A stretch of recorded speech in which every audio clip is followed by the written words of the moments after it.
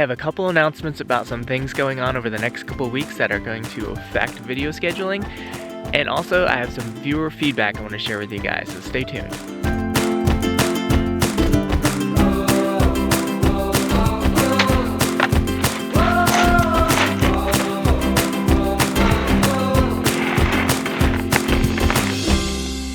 Today is Monday, and because we're on our winter video schedule, we're not supposed to be publishing a video on Monday. But because I have an announcement I need to make to let you guys know about scheduling over the next couple weeks, I thought it would be a good time for me to put this out. Last fall, being the conclusion of our first season homesteading, instead of butchering our own lambs, I hired a mobile slaughter unit butcher to come out to the property and do the slaughter and on-site processing, and then the lambs were brought back to the butcher shop for butchering. Some of the videos I made in follow-up to the whole slaughtering and butchering process last fall, I had talked about how I want to start doing our own processing here on our homestead ourselves. But when we were making our goals for 2017, I completely forgot about that and didn't have it on our goal list. So I'm officially adding home slaughter and butchery to our 2017 goal list.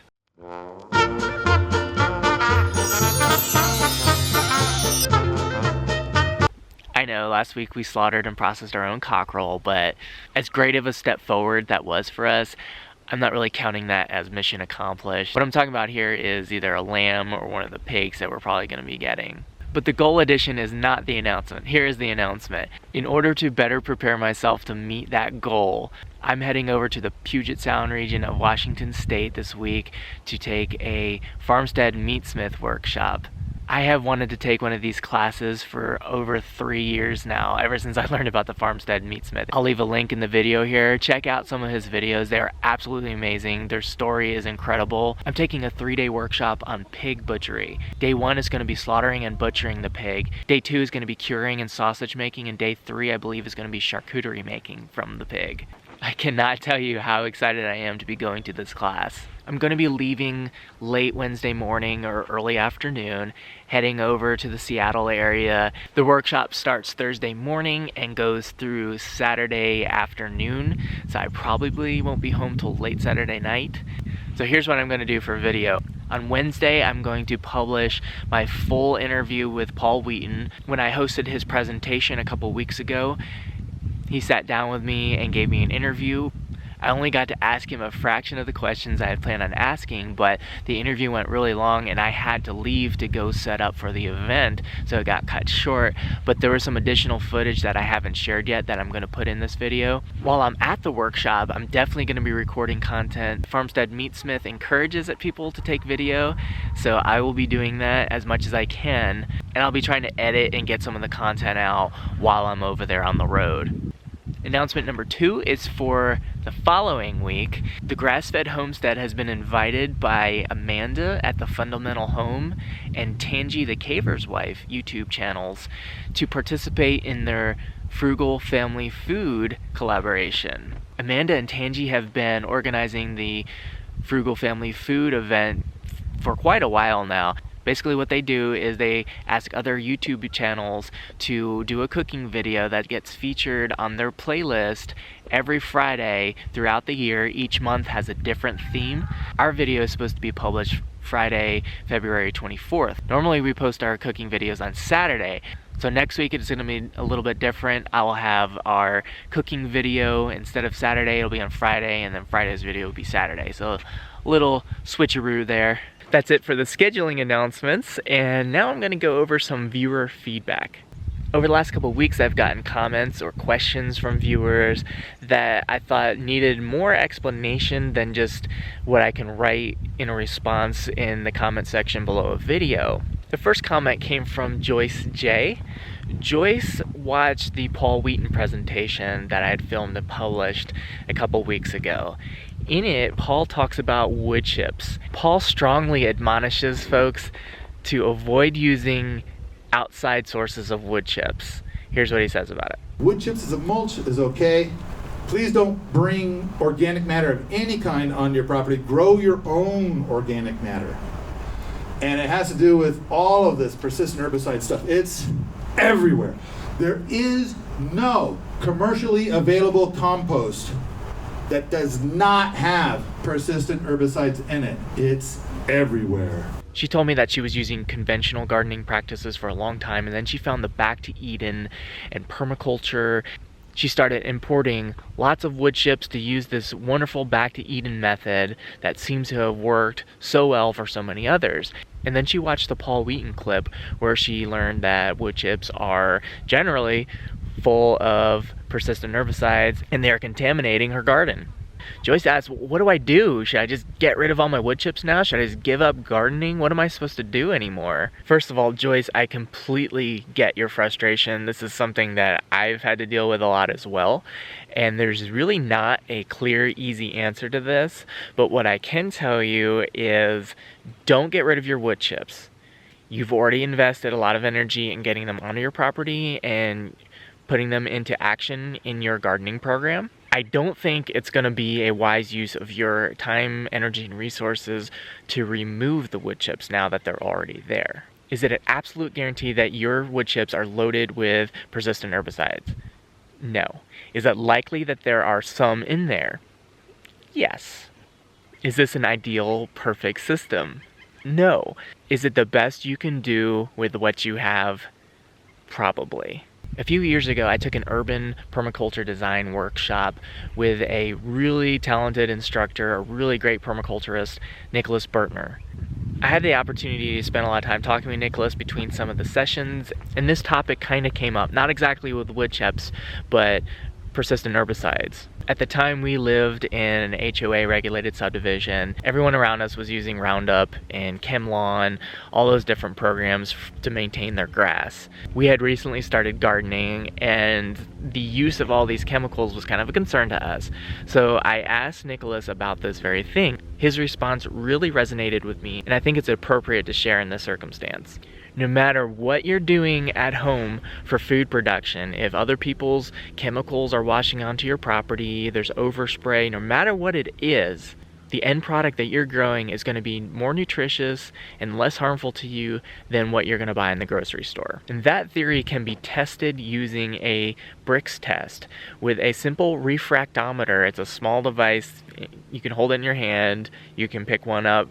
You can pick up a good one for probably under $100 that's going to give you real accurate results. What this thing does is it measures the sugar content of the plant, and the sugar content is an indicator of the nutrition level of the fruit of the plant. If you're to go to a conventional agricultural farm and do a Brix test on a random piece of produce, you might get a Brix reading of around 4, which is really low. Now go to an organic farm. Though there are significantly less chemicals used and overall it's generally a healthier management practice, the Brix readings are typically barely any higher than a conventional system, 5, 6. What this tells us, organic produce is not necessarily that much more nutritious than conventional produce, it's just less toxic. Now go to the home gardener who has been using wood chips and has been working on building healthy soil, using chickens for composting worms, etc. Anyone who's using these practices, now take a Brix sample from their produce. You can expect to see results well into the double digits, into the teens, and potentially into the low 20s. In summary, don't get rid of your wood chips. Use what you have. Be really careful going forward with what you bring onto your property. If you can mulch your own wood chips from your own trees, awesome. If you can't, do a really good job of vetting, or just find another way to add carbon material to your property. Start raking leaves in the fall. And in the end, your produce is going to be healthier and more nutritious than anything you're going to get in the grocery store. The next bit of viewer feedback is about our lambs that we're getting in the spring. I've gotten this question several times. How many lambs are we gonna get for raising for meat this year? I asked Ashley a couple weeks ago what she thought would be a good number for us to try and raise and sell this year. She thought it would be completely reasonable for us to do 10, 3 of which we would keep for our own meat. That would leave us 7 to sell, and I don't think that would be a huge leap for us to be able to do that. In tomorrow's video, I'm going to visit our breeder at her ranch to pick out our breeding stock. I'm really excited about this. I decided for breeding stock, I think 4 would be a good place for us to start. So if we get 4 ewes with their lambs, we can expect to get about 7, maybe 8 lambs from 4 ewes. So we'll be getting all of their lambs, and then probably an additional 2, maybe 3 feeder lambs.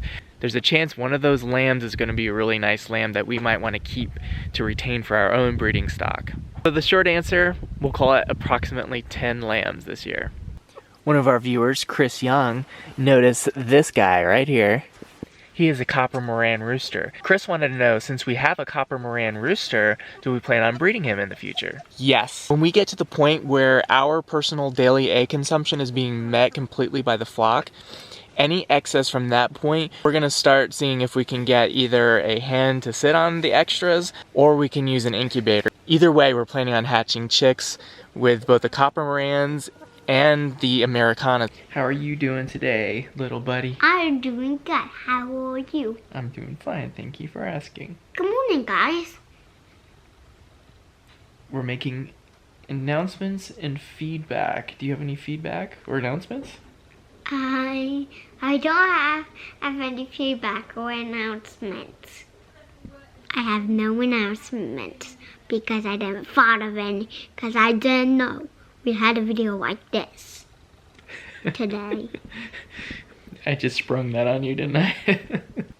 N Cootie asks if I feel that I know why people might be hesitant to buy lamb meat. I do think I know why. This is based on a lot of comments that I've actually received from you guys, the viewers, as well as interacting with buyers when I was trying to sell the sheep last fall. It seems like the reoccurring theme is a lot of people don't know how to cook lamb. So I think if we can overcome that barrier, people will be a lot more likely to try lamb. That's why I thought it'd be a really good idea to have the looping video on the monitor at the market that we're doing, so people can see lamb being cooked. It's going to prompt people to ask about cooking lamb, and hopefully we can start a discussion about it and encourage them to buy some lamb. For those of you guys who didn't see our marketing video we did last week, in it I talked about how we're going to be doing a Know Your Farmer, Know Your Food event coming up, where we're going to get a table and basically try to take pre-orders for whole and half lambs. I found out our sheep breeder Tess is also going to be there. She's going to be setting up a table, and she's going to be selling retail lamb cuts. When I told Tess what I was doing with the cooking videos and having that on display, she said, "Please set up your table next to me. Let's work together on this. It's a great idea." If I can have video going, encourage the food cooking discussion, that's great, but I don't have any lamb that someone could take home with them to give any of it a try. But my next door neighbor at the event, Tess, is going to have retail cuts for sale. So I can push traffic to her for those folks that want to try some lamb meat. Yeah. And any lamb that I'm going to raise for somebody, either a whole or a half, I'm going to be buying the feeder lamb from Tess, so she benefits from that also. It's a really cool symbiotic relationship. Is it that they're local? Is it that it's family oriented, healthy, the ethics involved, anything like that? Stop that, buddy, you're distracting.